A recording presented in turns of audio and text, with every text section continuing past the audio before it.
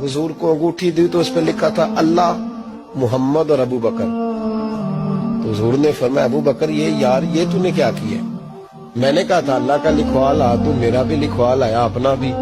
नाबी सिद्दीक एक बार चौंक गए, लिखा चौंके, अर्ज करने लगे या रसूल अल्लाह, मैंने आपका नाम तो लिखवाया है, मेरी तबीयत गवारा नहीं करती थी कि अल्लाह का हो और आपका ना हो, खुदा का जिक्र करे, जिक्र मुस्तफा न करे, हमारे मुंह में हो ऐसी जुबान खुदा न करे।